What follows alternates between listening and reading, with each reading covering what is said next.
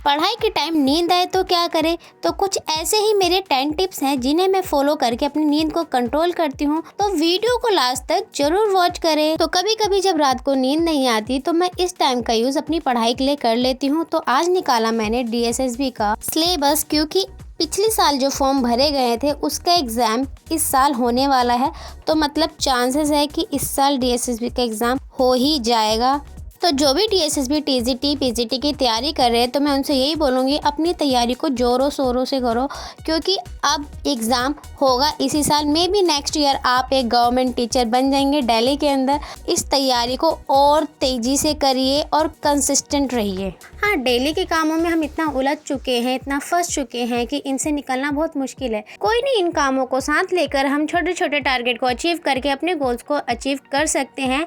तो हमेशा कोशिश करिए कि थोड़ा थोड़ा पढ़िए। और मैं मानती हूँ एग्ज़ाम टाइम में, अब एग्ज़ाम टाइम चल रहे हैं तो इतना नींद आता है ना, क्या ही बताऊँ। मुझे भी आता है और आपको भी आता ही होगा, और ऐसा सबके साथ होता है। जैसे ही पढ़ने बैठो, जैसे ही किताब खोलो, वैसे ही नींद आना चालू हो जाता है। चलो मैं उन टिप्स को आपके साथ शेयर करती हूँ जो मैं फॉलो करती हूँ। पहला है एक्टिव रिकॉल स्टडी मेथड, यानी कि जब मुझे नींद आ रही होती है तो मैं क्या करती हूँ, लाउड पढ़ना चालू कर देती हूँ। लाउड पढ़ने से आपकी नींद खुल जाएगी और आपका दिमाग एक्टिव हो जाएगा। सेकंड है वॉक एंड स्टडी। अगर नींद आ रही है तो तुरंत अपनी टेबल से उठो और चल के पढ़ाई करो। रूम के अंदर या टेरेस पर चलते हुए रिवीजन करो, काफ़ी आपको हेल्प करेगा। और तीसरा है अपने मुंह पे तब तक पानी मारो जब तक कि आपकी आंखें ना खुल जाए, आपका दिमाग एक्टिव ना हो जाए, आपका मन अंदर से ना करे कि हाँ मुझे अब पढ़ना है। मैं तो ऐसा ही करती हूँ, जब मुझे लाइब्रेरी में नींद आती है ना, जितनी बार नींद आएगी ना, मैं उतनी बार वॉशरूम जाके अपने फेस पर पानी डालती हूँ, जोर जोर से पानी डालती हूँ, ताकि मेरी आंखें खुले, मुझे नींद ना आए। और मैं मतलब लाइब्रेरी में कम से कम 3-4 बॉटल पानी पी जाती हूँ।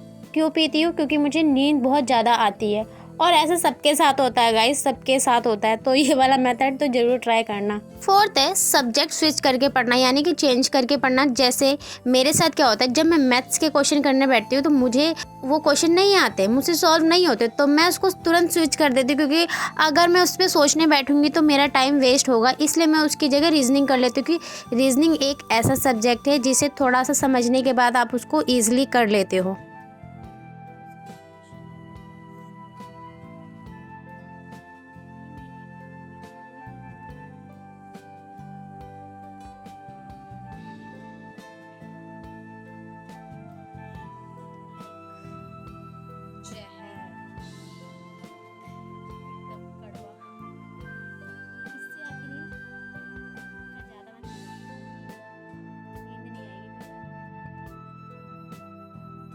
फिफ्थ है अगर आपके कमरे में गुड लाइटिंग है, लाइक आप अंधेरे में पढ़ रहे हो, तो अंधेरे में तो आपको नींद आएगी, तो थोड़ा लाइटिंग भी रखो। और मैं ऐसा नहीं कह रही कि पूरे रूम में बल्ब जला के रख दो, नहीं, वो भी नहीं करना आपको। क्योंकि पूरे रूम में जब आप बल्ब जला के रखोगे तो आपकी आंखों पे जोर पड़ेगा और आप पढ़ाई अच्छे से नहीं कर पाओगे। इसलिए ऐसे लाइट का यूज करो जिससे आपकी आंखों पर जोर भी ना पड़े और आपको नींद भी ना आए और आपको कंफर्टेबल फील हो।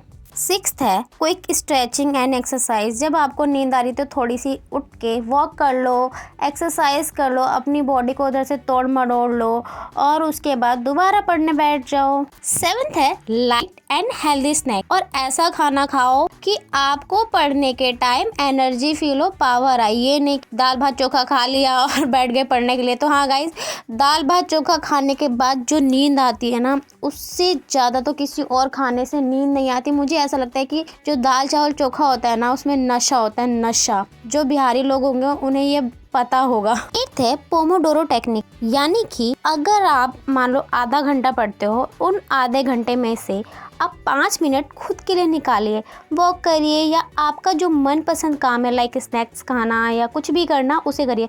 अब इस वीडियो के थ्रू जो मैंने लास्ट में मर्ज किए, आप पूरा देख सकते हैं कि आपको क्या क्या फॉलो करना है अपने अकॉर्डिंग।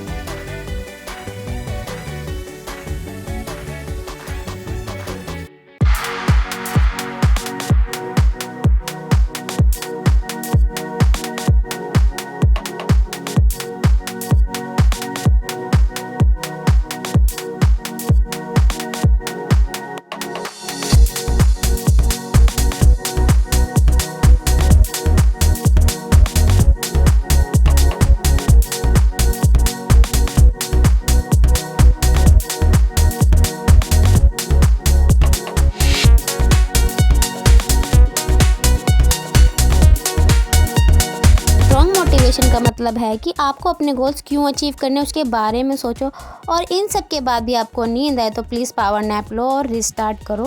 और एक बात याद रखना, पढ़ने वाला कैसे भी पढ़ लेगा।